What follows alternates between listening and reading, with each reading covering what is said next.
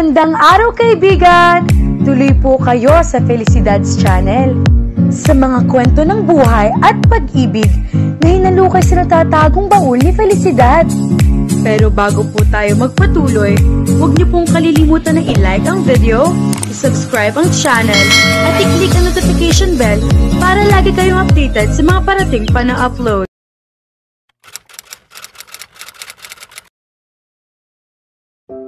Tiyo Anselmo, magalang na bati ni Solomon sa kanyang tiyuhin at ama-amahan. Tumango ito. Solomon, tinignan niya ito. 28 anyos lang ito noong makagat niya nang di sinasadya. Ngayon, bagaman conscious ito na palagi nagpapalagay ng makeup para magmukhang matanda, mukha pa rin itong 28 anyos, lalo na kapag tinignan ang mga mata nitong kakulay ng sa kanya. Violet. Napakabatang tignan nito para sa isang bilyonaryong tulad nito. Kung hindi pa kita tinawagan, hindi ka pa bibisita sa akin. May panunumbat na sabi nito, bagaman parang nakangiti ang mga mata nito. Busy ako sa hotel ko sa Baguio. Saka nakakausap mo naman ako sa telepono ah. Iba pa rin kapag nakikita kita. Humiti ito. Kamukhang kamukha ka talaga ng iyong ama. Sayang, at wala na iwang litrato man lang niya para malaman ko kung totoo ang sinasabi mo. Kaswal na sabi niya. Well, you just have to take my word for it. Saka lang ito lumapit sa kanya at mahigpit na niyakap siya. Ano ba yung mahalagang bagay na dapat nating pag-usapan at kailangan ko pang pumunta rito dahil hindi pwedeng pag-usapan sa telepono? Ang mga vampiri. Kumunot ang noo niya. Vampiri? Alam mo ang kwento na nangyari sa lugar na ito, kung bakit namatay ang mga magulang mo at kung bakit ka naging ganyan. Tumango siya. Dahil sa mga vampirong sumalaki dito noon. Yes, well, ang buong akala ko noon ay naubos na sila. Sa sandaling nakuha ko ang kaunti sa kapangyarihan mo, ay ginalugad kong hasyenda at mga karatig bayan, ang kakahuyan at ang bundok para hanapin ang mga natirang vampiri. 2 pa ang nahuli namin, pero nakasiguro ako nang wala nang natira sa kanila. At kadarating ko lang galing ng Amerika, Solomon. Ngayon ko lang nalaman ang tungkol sa archaeological digging na ginagawa sa paanan ng bundok. Archaeological digging? Tumaas ang mga kilay niya sa sinabi nito. Naalala niya ang pinanggalingan niya na nagdaang gabi kung saan niya nakita ang babae nagpapagulo sa isip niya. Sa bundok? Patay mali siyang tanong pa niya. Sa Emerson Wallace, mukhang isang foreigner na may asawang Filipina dati, ang namumuno sa exploration na ito. I've had him investigated. Genuine siya, isang magaling at creditable researcher. May ilang mga successful find na siya sa ibang South American and Asian countries. Ang ex-wife niya isang Filipina. Sa Esther Wallace, it's interesting to find out that she belongs to a person who was famous during my time. Kay Crescencia Opina, ang bayani nang dumating ang mga vampiri dito. Anong ginagawa niya dito? Sa nalaman ko, mukhang napipinpoint ni Emerson Wallace na iyong isang unique tribe na sa Indonesia lang matatagpuan had left of their presence when they lived in this area ages ago. Hindi nakapagtataka, malapit sa dagat ang bundok, and they could have turned this into some sort of trading point even before the Spaniards came. I see. So anong problema doon? They've begun digging for artifacts, Solomon. Kumunot ang noo nito. Instead, just a month after getting settled, nagkaroon ng earthquake sa site and behold, may nabuksang bunganga ng isang underground cave that hasn't been discovered and has remained untouched for probably about 100 years. So, natuklasan nila ang remains ng 2 mummified na males na may mahahabang pangil at matatalas na ngipin. Mukhang Caucasian descent, mahaba ang mga kuko at may kasamang skeletal remains na desecrated at hiwa-hiwalay. Ang mga human skeleton na ito, they have been found to sport the same elongated fangs and slightly jagged sets of teeth as that of the mummies. Nakuha ng sinabi nito ng kanyang interes. Gusto kong pumunta ka roon para alamin kung ano ang mga iyon. Gusto kong ikaw ang pumunta dahil baka ma-identify mo ang amoy nila. Baka mabalikan mo sa memorya ang amoy noong bata ka pa. We can't uncover the mystery kung hindi mo makikita at maaamoy ang lugar. I want you to get a feel of that tomb. Tinignan niya ito. Ilang beses pa lang niya itong nakitang na-upset. Agitated ang itsura nito ng mga sandaling iyon. Very rare sa ugali nito. Binangsususpetsahan niyo na natira pa ang mga iyon sa mga sumalakay noon sa Hacienda Bagon? Wala akong ibang maisip na paliwanag kung ano at sino sila, Solomon. Gusto ko lang kumpirmahin mo. Anong gagawin mo? One can never overcome the horror of those days. Gusto kong maubos ang lahat ng mga hayop na iyon na sumira sa lugar na ito at pumatay sa mga magulang mo. Matigas na sabi nito. Aside from that, hindi ko lubos maisip kung bakit sila nagkakaganoon. How they could have been mummified. Paano nangyari na patay na sila? Mummified, when a century ago, ay apoy at ang saksak lang sa kanilang mga leeg ang tanging paraan sa paglupig sa kanila. Bakit hindi sila namatay sa ganoong paraan? That question is reasonable enough. Gusto kong malaman kung talagang patay na sila. Gusto kong makasiguro na ang dahilan na nangyari noon ay talagang wala na. At kung bakit ka naging ganyan. Hindi ko pinagsisisihan kung nangyari man ito sa akin, Solomon. Hindi kita sinisisi kung bakit ako naging ganito. Pero palagi kong dadalhin sa kalooban ko ang pangyayaring iyon. Ikaluluwag ng dibdib ko kapag nakumpirmo mo sa akin kung ano ang mga makikita mo roon at ako na ang bahala sa mga iyon pagkatapos. Hindi ko papalampasin ang pagkakataon para maipaghiganti ko ang pagkamatay ng mga magulang ko, Tio Anselmo. Pupunta ako roon mamaya. Don't go there too early. Baka masyado sila magsuspetsya.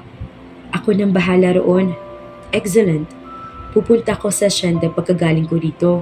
Tawagan mo ako kapag nakabalik ka na rito. I'll do that.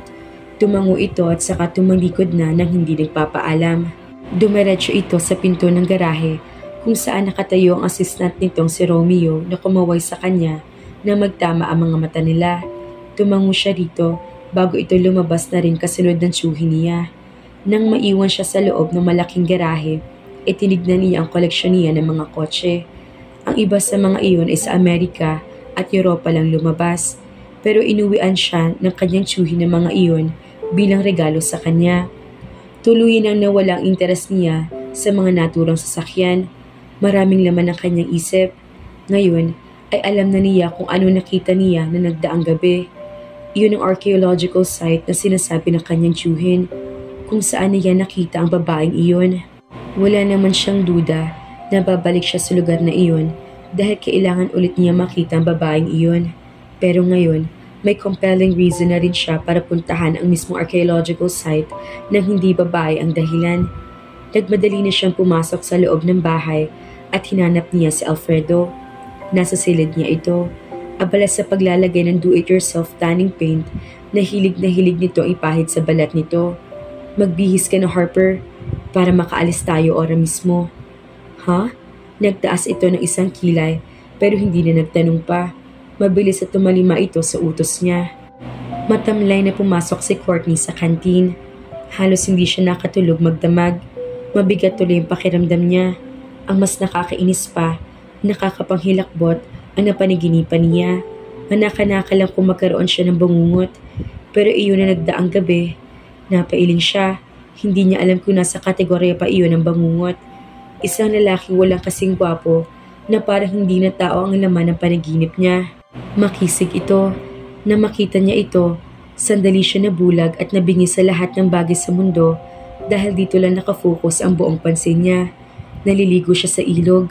Wala siyang saplot. Lumapit ito sa kanya at dahan-dahan siyang niyakap.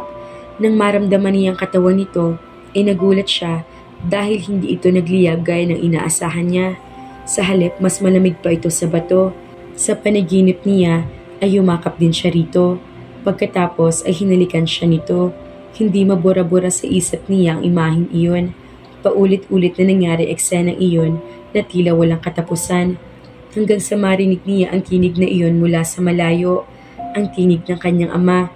At namalayan na lang niya na may kumakatok sa pinto ng kanyang silid at narinig niya ang tinig ng kanyang daddy. Bumuntong hininga siya at pumili na sa counter para mamili ng almusal na kakainin niya. Pagkatapos ay lulugo-lugong umupo siya sa isang corner table. Hindi niya lubos maisip kung bakit bigla nalang nag-pop up sa isip niya ang lalaking iyon. Mahirap paniwalaan na may nabubuhay na ganoong klase ng lalaki. He was too perfect. Godlike ang itsura nito, parang iyong mga litrato sa mga myth, ang fable na hilig niyang basahin. Paupo ha, napatingin siya kay Misty na halatang naiinip. Halata na kahit anong pagpipigil nito ay patapog pa rin inilapag nito ang tray ng pagkain sa harap niya. Hindi agad siya nagsalita. Sa halip ay hinintay muna niya itong makaupo. Pagkatapos, itinignan niya kung paano ito pinarapiraso ang panggigigil sa pandesal na hawak nito. Gigil na gigil pa rin ito nang isubo iyon. Hindi ba dapat glowing ang beauty mo? Sabi niya. Naun si Yami ang date ko. Nakalabing tugon nito. Naun si Yami? Pinagtaasan niya ito ng isang kilay. Paano? Walang hiyang lalaking yun? Sandali lang ako na late. Pagdating ko sa lugar na tagpuan namin, may kausap na isa pang bading. Aba, mas maganda naman ako sa bruhang yun, no? Lumabi na naman ito.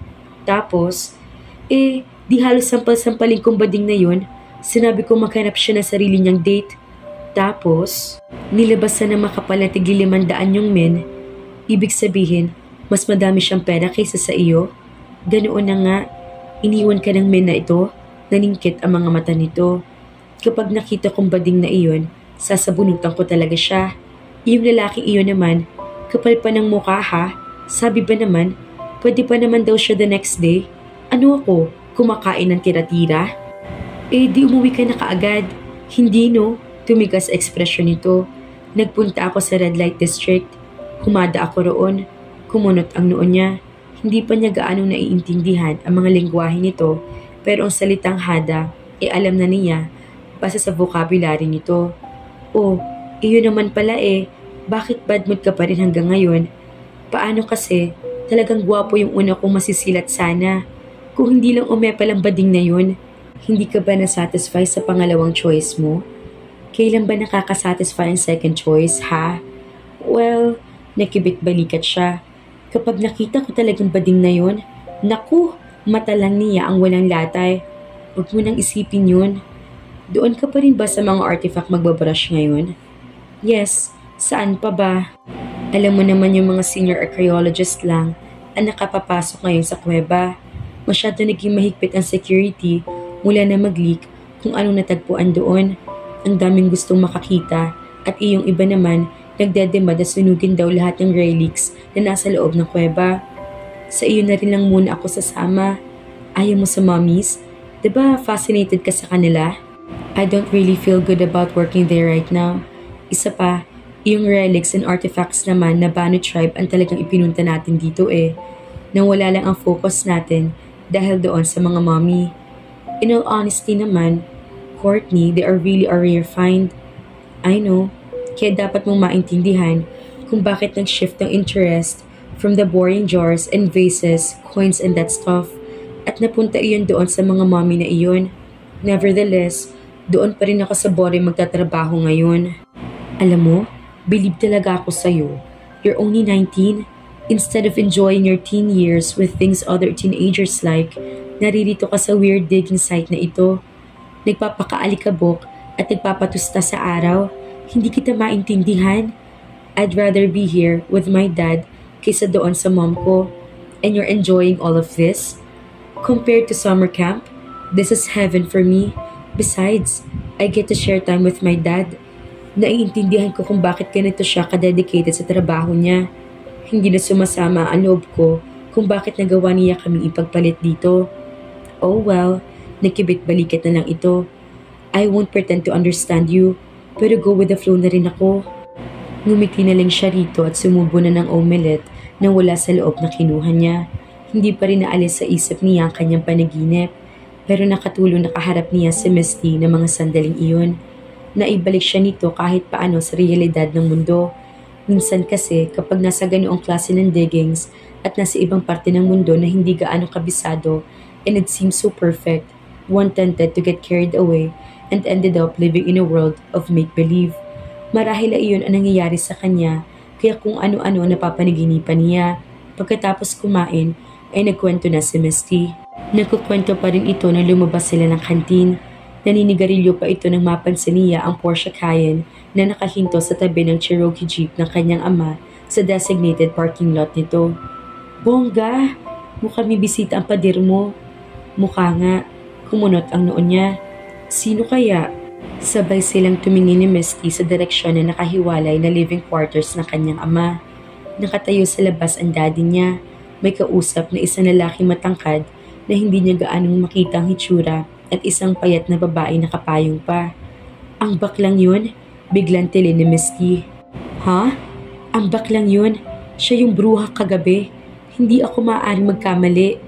Hindi bakla yun. Babae yun. Kita mo nga't nakapayong pa. Bading yun, no? Ang loka. Mukhang mayaman nga talaga. Napalingon si Misty sa sasakyang nahulaan na nilang dala ng bisita ng kanyang ama. Pupuntahan ko siya. Anito nagmarcha na patungo sa direksyon ng mga bisita. Misty, no! Pinigilan niya ito pero hindi ito tumigil sa paglalakad. Baka manggulo ito at kung ano isipin ng mga bisita ng daddy niya. Malayo pa sila ay tumigil na sa pagsasalita ang daddy niya. Napatingin ito sa kanya.